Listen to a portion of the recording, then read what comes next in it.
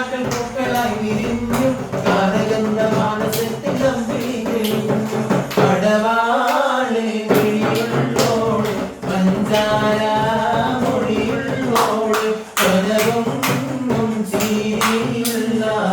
ഉമ്മനിത്തേരി പെണ്ണ് സൈനബാബി